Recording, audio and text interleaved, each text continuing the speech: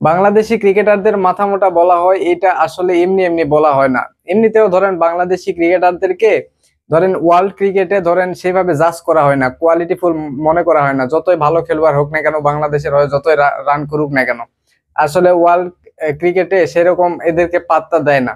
এর পেছনে অনেক কারণ আছে। আমরা বাংলাদেশি হিসেবে আমাদের মন খারাপ হয় কেন বাংলাদেশকে এত অবহেলা করা হয়, এটা আমাদের মনে হয়। কিন্তু এর পিছে যথেষ্ট কারণ আছে, একটা উদাহরণ দিলেই বুঝবেন। উদাহরণটা দিচ্ছি, তার আগে একটু বলি। এই যে নেদারল্যান্ডের রায়ান টেন ডেসকোয়েট, সে কিন্তু আইপিএল এ মাত্র হচ্ছে কয়েকটা ম্যাচ খেলছে। কয়েকটা ম্যাচ খেলার পরে সে পরবর্তীতে কিন্তু এই কলকাতা নাইট রাইডার্স এর কোচিং প্যানেলেও যুক্ত হয়েছিল একজন নেদারল্যান্ডের খেলোয়াড় হিসেবে। সেখানে সাকিব আল হাসান ধরেন এত বছর ওই যে কলকাতায় খেলছে, আমি বলে দিচ্ছি কখনো তাকে দেখবেন না যে কলকাতার হচ্ছে কোচিং প্যানেলে সে যুক্ত হয়েছে। এবং ধরেন বাংলাদেশের ধারাভাষ্যকার বলেন বা যে কোনো কিছুই আসলে আইপিএল এর সাথে সংযুক্ত হতে পারবে না। কিন্তু অনেক ছোট ছোট দেশের দেখবেন অনেক ক্রিকেটার আছে কোচিং প্যানেলে বা খেলে, এরকম আছে। এই হয়েছে অবস্থা। এখন যে উদাহরণটা দিতে চাইলাম সেটা হচ্ছে এই যে শাহরিয়ার নাফিস বাংলাদেশের হচ্ছে সর্বকালের সেরা টেস্ট একাদশ আসলে নির্বাচন করছে ভালো কথা। সেখানে সে মুমিনুল হককে রাখেনি।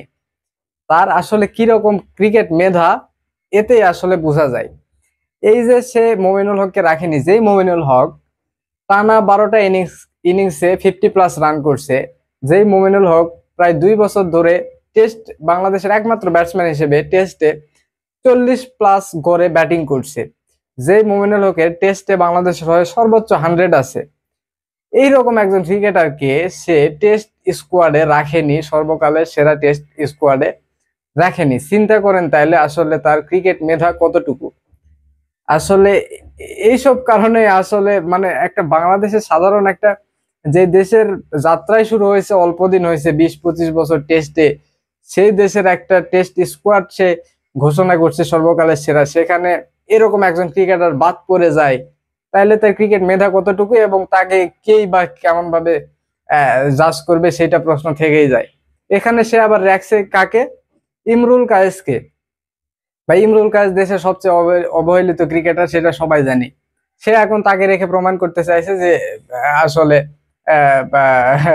মানে অন্যরকম একটা বিষয় প্রমাণ করতে চাইছে তাকে রেখে। ভাই সে টেস্ট ক্রিকেটে প্রায় 38-39টা ম্যাচ খেলছে, সেখানে তার অ্যাভারেজ 28-29, সেঞ্চুরিও মনে হয় 5টার উপরে নাই। এইরকম একজন ক্রিকেটারকে ওই যে পাকিস্তানের সাথে তামিম ইকবালের সাথে হচ্ছে একটা পার্টনারশিপ 300 কত রানের হয়েছিল, এইটাই মনে রাখার মতো পারফরমেন্স। তার আর কোনো আপনি বলতে পারবেন না মনে রাখার মতো পারফরমেন্স টেস্ট ক্রিকেটে ইমরুল কায়েসের।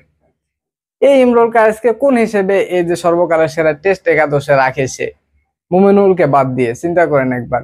এই তো বাংলাদেশের ক্রিকেটারদের আসলে এক্স বলেন আর বর্তমান ক্রিকেটার বলেন, তাদের মেধা কতটুকু আসলে এখান থেকেই বোঝা যায়।